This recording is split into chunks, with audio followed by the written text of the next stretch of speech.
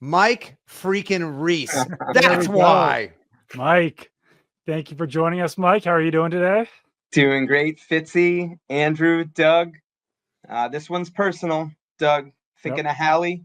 Yep. I think we've all been affected. We've all had people that have been affected by cancer. So love the cause of what you guys are doing. Wouldn't miss it. And appreciate everyone out there donating. That's what it's all about. Absolutely. Yeah. Thanks to everyone for donating. Thanks for everyone for joining. I really appreciate you saying that off the top as well, Mike. And yeah, this is it's a great cause, and it's amazing to see so many people tuning in as well. So shout out to everyone who's just watching too. Yeah. Thank you so much, everybody. It's amazing, Mike, and appreciate you. Just a little behind the scenes procedural fun knowledge. Mike was supposed to be on at 8. He was graciously bumped back 30 minutes for Devin McCourty. Dev said it was okay if you drew more numbers than him, but he said, F that noise if Curran gets more viewers than him. That's right. We got to drop him down at 9:30 when Tom comes on. And by the way, yeah, you're not a big drinker, Mike. That's mine and Callahan's job, but you and I have met on airplanes, and we have a little snack relationship. Where's the I was thinking you'd show up with like a charcuterie board or something, or that's great, Fitzy. We love this stuff. We're at the combine. I see Doug and Andrew out. I'm just telling you, at the combine this year, I think I had more beers in one night than I had all of last year. And I think I'm still recovering from the combine.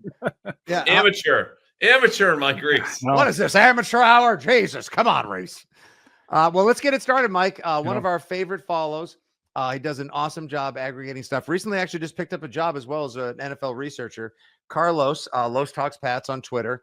Hey, guys, how many free agents do you think New England agrees to terms with on the first day, Mike? I'm going to set the over-under at 3.5. That's actually a really fun question. You should get into radio, Carlos. So, Mike, what do you think? Yeah, I met Carlos at training camp last summer. He's doing great with his stuff on X. And so, Carlos, great to be with you tonight. I think that's a good one, Fitzy. I like your number just from a standpoint of I think this is more likely to be like 2021 when they came out of the gates. And you guys refresh my memory. Was it Godchow? Was it Judon, Hunter Henry, Jonnu Smith? I don't know if it was all on the first day. Right. But Hunter Henry kicked off the second day. The first day, if I'm not mistaken, went Jonnu Smith, Godchow, Judon, and then Kendrick Bourne. Aguilar. No, Green Goblin, Aguilar, Green Goblin, Kendrick. Oh yeah, Jalen Mills was in there too. Yeah, there were 7, Mike, and we all use the current parlance of the uncharacteristically aggressive shopping spree. Yeah, so I think that they'll be aggressive whether they can actually do it. And Andrew, I heard you say it, and I agree. You know, it's one thing to talk about a plan. You got to go execute it now. And I sense, and I'm sure you guys all sense it from your listeners, your followers, like they don't want to hear it anymore. They just want to see the results. And I think that's very fair. So 30 to 60 seconds, Mike, what's your ideal offseason? Like if they are aggressive and this goes well, I mean, within reason, right? You're a reasonable guy, but give us what you would like to see from them on Monday. So Andrew, they need a left tackle starter. They need a defensive tackle starter. They need a wide receiver, top 3. They might need a starting off the ball linebacker, as I see it. And they might need a starting corner opposite Christian Gonzalez. I could go on, but I think to me, those are the 5 spots that I look at and say, they got a lot of needs. And I know people say this free agency class maybe isn't great, but based on what they have now, I actually think they can find players that would start for them in those 5 spots I mentioned. Do you have a favorite corner? Oh, I'm sorry, Doug. I was just going to ask, do you have a favorite corner between DJ Reed, Travarius Ward, or somebody else, Mike? Sort of like Carlton Davis, but I have to be honest, Fitzy, I haven't really studied the corners as much because I feel like it's an inside out first. So I've been probably more in the trenches. Yeah, I was just going to ask if there's one guy in free agency that you do like the most, because obviously, like you were saying, like, yeah, maybe not the biggest names in free agency this year, especially with Tee Higgins and Trey Smith off the board, but a lot of players in free agency that would absolutely serve as upgrades and be starters on the Patriots. So is there one guy that you look at that just seems like the best fit, or someone that you've kind of fallen in love with through the offseason? So I'll give you a couple, Doug. I mean, I think Ronnie Stanley's obvious. 1 for the position, 2 for the pedigree, and 3, like, just blow him out of the water. I'd be fine with that. I mean, off from $25 million a year, Right. $27 million a year. I think you could justify it. 1 for the position and 2 for what it would represent. Like, you got it's the suck tax. I mean, that's what we talk about, right? That's what you're paying right now. And if not him, you move to plan B, like they've talked about. Cam Robinson would be my plan B. So the 1-2 right there, get your left tackle in there. Defensive tackle, I'm the Milton Williams camp. I hear you guys talk about him. I like him. I like Levi Onwuzurike, if I said it right. I know you were working on, or Doug, you had it earlier. There it is. I was working on it. Yeah, I'm working on it. We were just sure. Levi. We were Levi owing it. Levi Mike, just O, because, I like him. I like Deo from the Colts. So I'm giving you a couple names. And then at receiver, I'm good with Godwin. But I actually think on the receiver thing, I'd be willing to be patient, because I guess I just haven't given up on the Tee Higgins yet. Where does that thing go?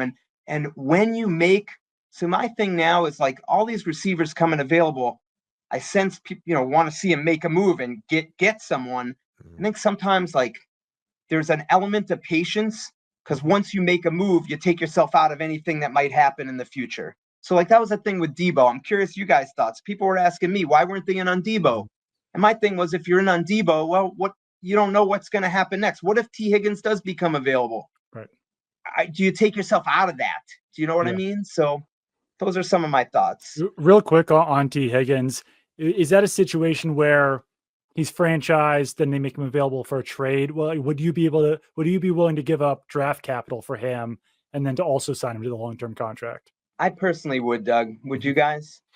I think it depends on what the pick was, but there's only so many of those guys out there. And, like, to your point also, like, how many draft day trades have we seen with wide receivers? So, like, yeah, if you do take yourself out of that by signing someone for too much money on day one, then you're probably out of it on draft day if someone comes available. So yeah, it is a good point.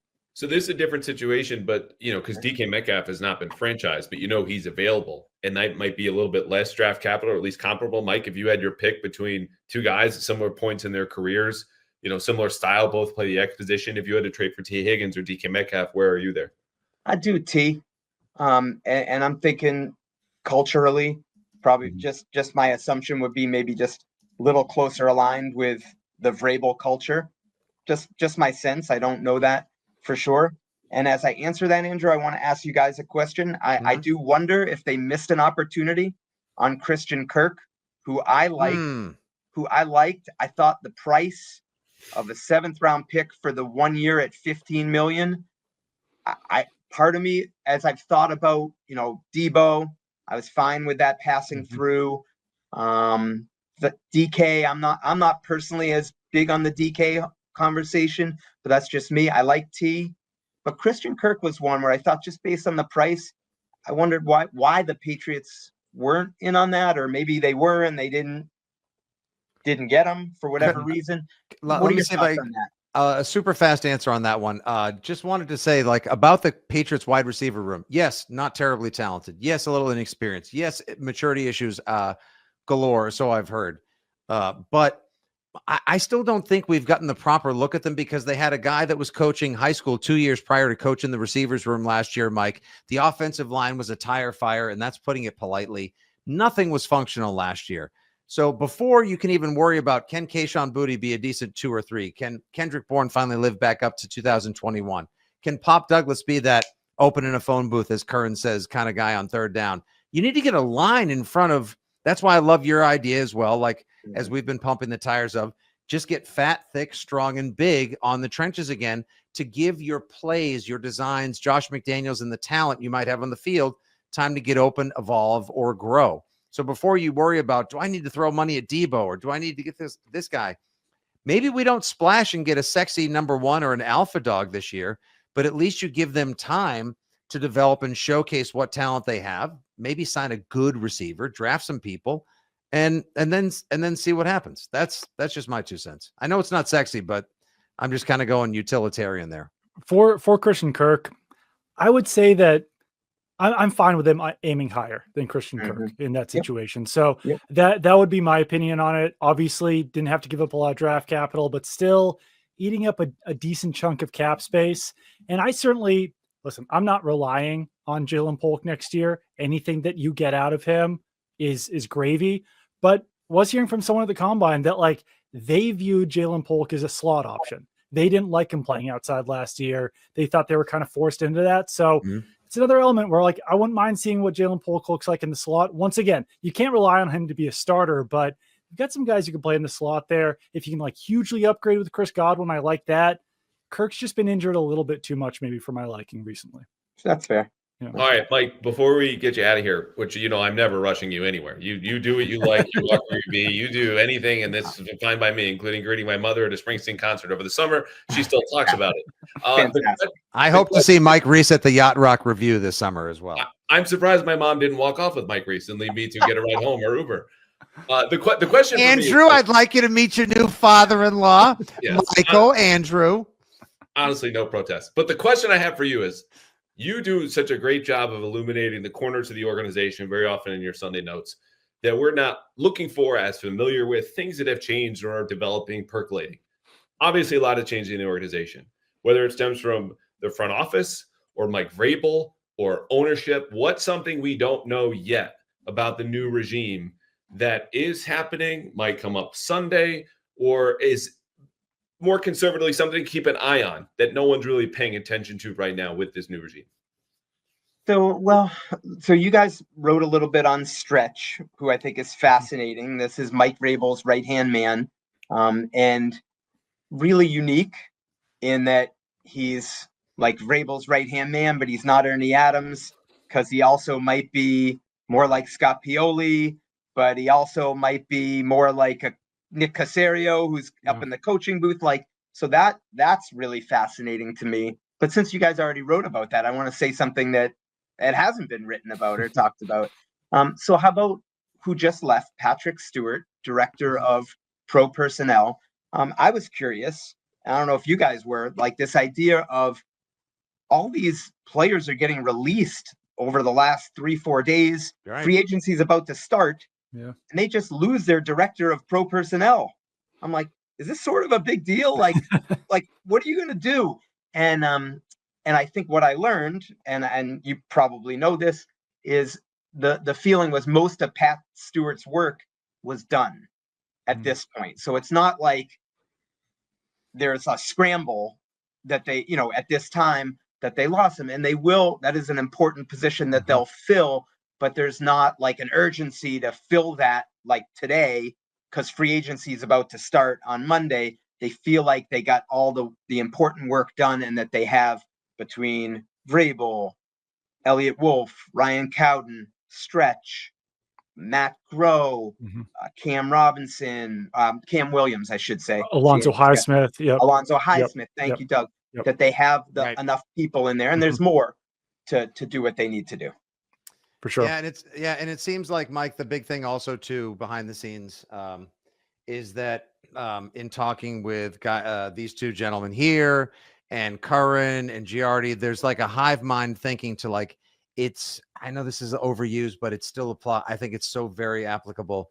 It's just going to feel like adults back in the room.